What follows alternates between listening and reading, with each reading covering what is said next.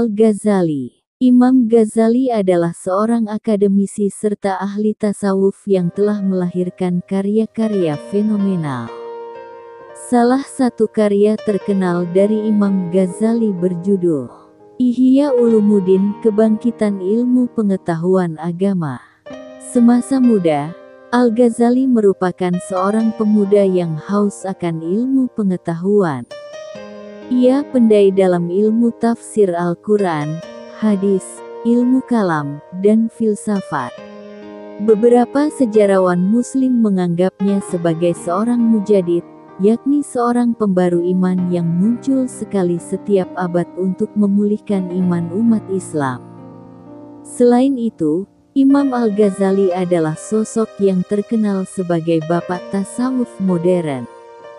Masa kecil Al-Ghazali. Al-Ghazali lahir di Tus, Iran, pada 450 atau 1058 dengan nama asli Abu Hamid Muhammad bin Ahmad at-Tus. Sejak kecil, ia sudah menjadi anak yatim karena ditinggal ayahnya. Namun, sebelum meninggal, ayahnya menitipkannya ke salah satu sahabatnya untuk mengurus pendidikannya. Al-Ghazali pun cukup beruntung karena berada di wilayah yang ditinggali para penyair, penulis, dan ahli agama Islam. Pendidikan Al-Ghazali. Al-Ghazali mendapatkan pendidikan dasar di tanah kelahirannya, di kota Tus. Ia belajar ilmu agama bersama seorang guru bernama Ahmad bin Muhammad Raskafi. Al-Ghazali kecil telah pandai berbahasa Arab dan Parsi. Ia kemudian belajar mengenai ilmu usuluddin, ilmu mantik, usyul fikih, filsafat, dan mazhab-mazhab besar Islam. Selepas itu, ia melanjutkan pendidikan di bidang ilmu fikih di Jarajan. Guru Imam Al-Ghazali saat itu adalah Imam Harmain di Naisabur.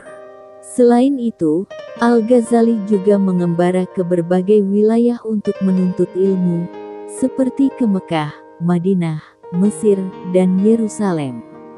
Berkat kegigihannya dalam belajar, pada 484 atau 1092, Al-Ghazali diangkat menjadi rektor Madrasah Nizamiyah di Baghdad. Tasawuf Imam Al-Ghazali. Sebagai ahli dalam bidang tasawuf, yang kemudian dijuluki sebagai bapak tasawuf modern, Imam Al-Ghazali memiliki beberapa inti ajaran, sebagai berikut.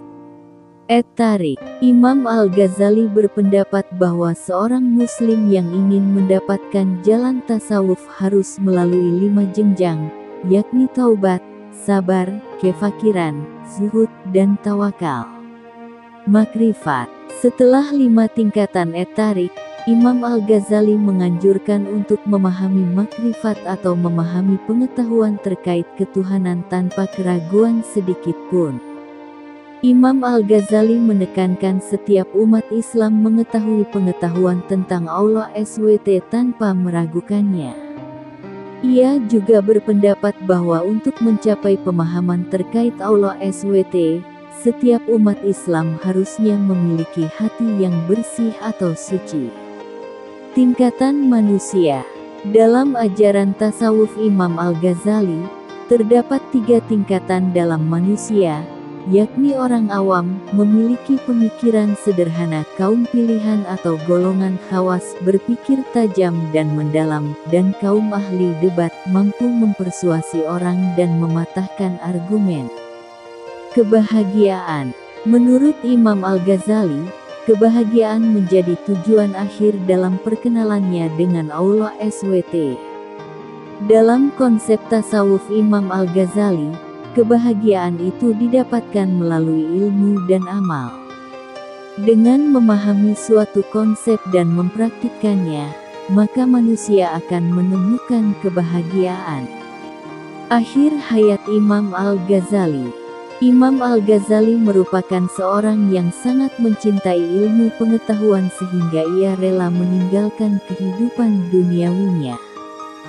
Selama hidupnya, Ia suka mengembara untuk mencari ilmu. Pada masa senjanya, Imam Al-Ghazali pulang ke Tus dan mendirikan sekolah di samping rumahnya. Ia juga membangun asrama untuk murid-muridnya yang belajar di sekolahnya. Al-Ghazali menikmati hari tuanya dengan membaca Al-Quran, berkumpul dengan ahli ibadah, dan mengajar para penuntut ilmu. Imam Al-Ghazali meninggal dunia pada tahun 1111 ketika berusia 58 tahun. Karya Imam Al-Ghazali. Imam Al-Ghazali yang menjadi ilmuwan dan ahli tasawuf memiliki beberapa karya dalam bentuk kitab. Berikut adalah beberapa karya Imam Al-Ghazali. 1. Ihya Ulumuddin. 2. Al-Munshid min Al-Dalal. 3. Minhaj Al-Abidin. 4. Al-Munshid min Al-Dalal. 5. Al-Maqsad Al-Asna fi Sarah Asma Allahu Al-Husna. 6. Faisal Al-Tafrika Bain Al-Islam wal Zandaka. 7. Maqasid Al-Falasifa. 8. Tahafut Al-Falasifa. 9. Al-Qistas Al-Mustaqim. Ada suatu kisah tentang adik Imam Al-Ghazali yang tidak mau berjamaah dengan kakaknya. Imam Ghazali memiliki saudara kandung laki-laki, Ahmad adalah nama adik kandungnya. Melalui karya agung, Ihya Ulumuddin, Imam Ghazali terkenal dengan ulama yang luas pengetahuan. Wajar bila Imam Ghazali selalu didapuk dan dipersilahkan untuk menjadi pemimpin salat berjamaah oleh orang-orang yang sezaman dengannya. Imam Ghazali mempunyai daya ingat yang kuat dan bijak berhujah. Kemampuan ini yang kemudian ia dijuluki Hujatul Islam. Sejak kecil dia telah dididik dengan akhlak yang mulia. Hal ini menyebabkan dia benci kepada sifat riya, megah, sombong, takabur dan sifat-sifat tercela yang lain. Ia sangat kuat beribadat, wara, zuhud dan tidak gemar kepada kemewahan, kepalsuan, kemegahan dan mencari sesuatu untuk mendapat ridha Allah Subhanahu. Imam Ghazali terkenal sebagai ahli filsafat Islam yang telah mengharumkan nama ulama di Eropa melalui hasil karyanya yang sangat bermutu tinggi.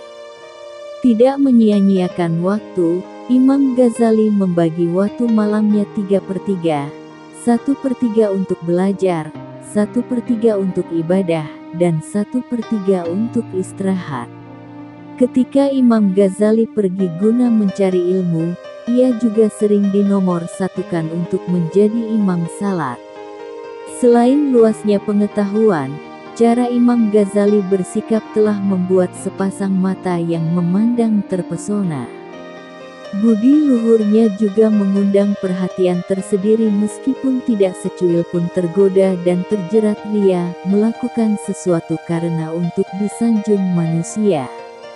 Di masjid, tempat biasa Imam Ghazali melakukan dan menjadi imam salat nyaris tiap pernah melihat saudaranya, Ahmad, dalam salat berjamaah. Betul, Ahmad memang berjamaah di masjid yang biasa dan bisa dipastikan adalah Imam Ghazali pemimpin salatnya. Imam Ghazali muskil dengan kejadian ini. Selain masjid itu dekat dengan rumah Ahmad yang seatap dengan Imam Ghazali, ulama bergelar Hujatul Islam tersebut sangat menyadari pentingnya salat berjamaah. Kepada sang ibunda, Imam Ghazali meminta, "Wahai ibu, perintahlah saudaraku, Ahmad, untuk berjamaah di masjid bersamaku agar orang tidak menuduhku yang bukan-bukan." Pesan sang kakak disampaikan kepada adiknya oleh sang ibunda. Ahmad akhirnya berkenan untuk salat berjamaah di masjid yang pimpin oleh kakaknya, Imam Ghazali. Para jamaah salat pada waktu itu terkejut seperti tidak percaya. Begitu pula dengan Imam Ghazali sendiri. Ternyata Ahmad, adik Imam Ghazali, melakukan salat dengan mufarakah, berhenti bermakmum atau melanjutkan salat sendirian.